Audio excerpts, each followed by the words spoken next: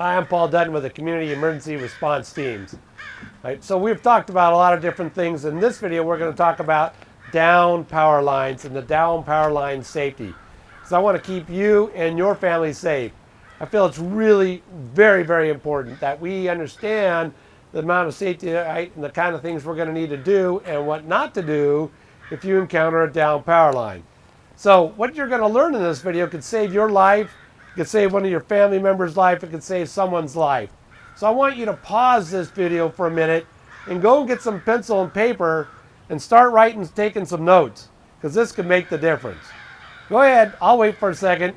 Pause me for a second. Go get your stuff. Come on back.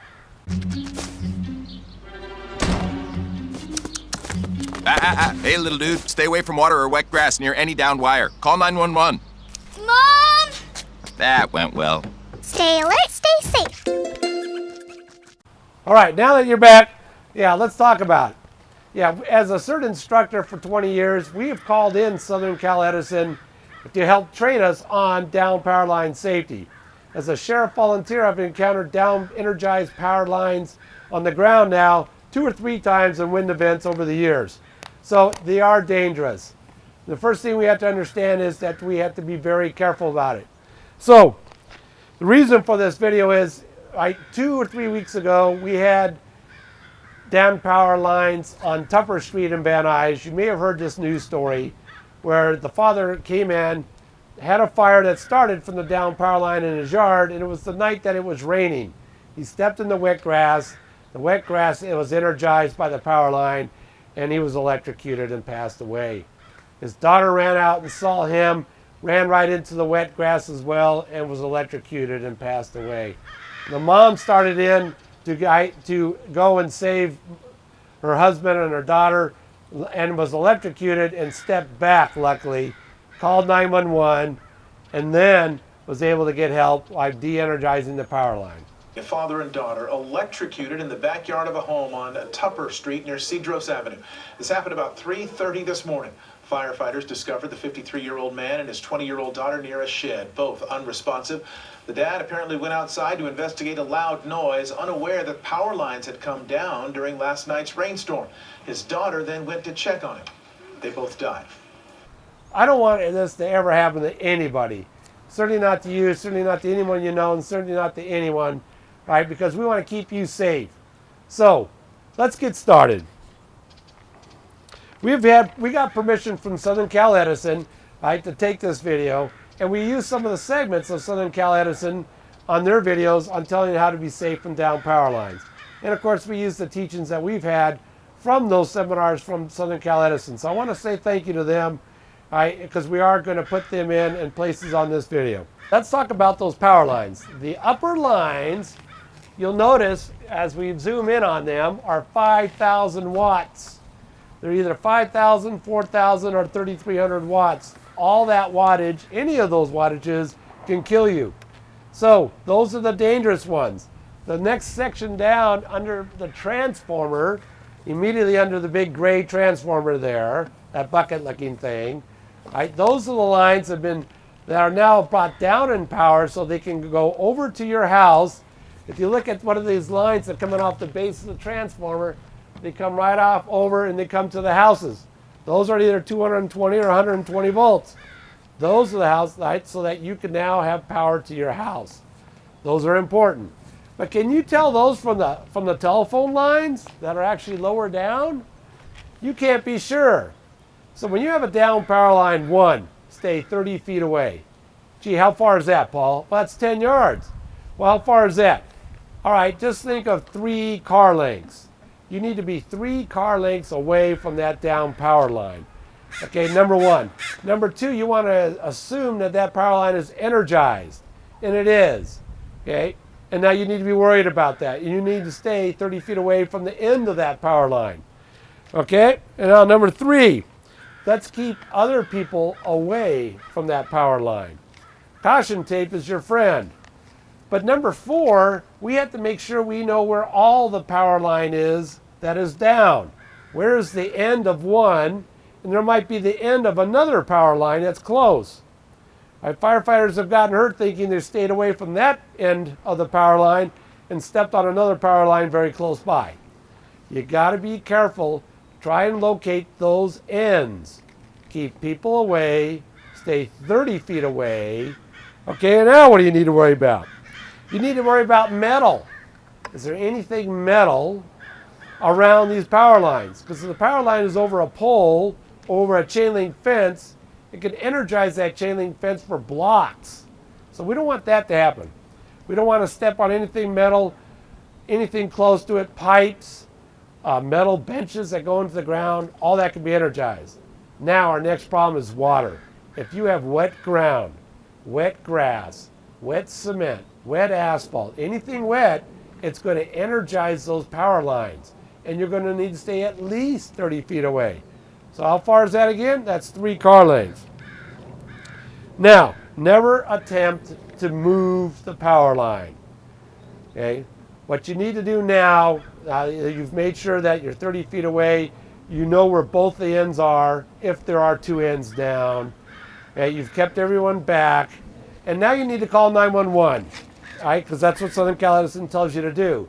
But what they forgot to tell you to do is that you need to know the number on the telephone pole. Right there. Every telephone pole will have it. This one is 595-524 or something. Okay? Every telephone pole has it, but you cannot walk up to look at it because now you're going to get too close to that down power line. You're going to have to stay 30 feet away. You might even need a pair of binoculars to read it because you want to be far enough away, depending on how bad your eyesight is or how good it is. So now you call in to 911, Southern Cal, you tell them I have a down power line, pole number, give them the pole number and the location and address of where you're at. During our wind event in 2011 in the San Gabriel Valley corridor, we had 550,000 homes without power.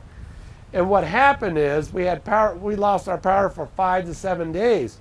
So we would call in and say, hey, we don't have power. We think our pole is de-energized or not working. And they'd say, gee, what's the pole number?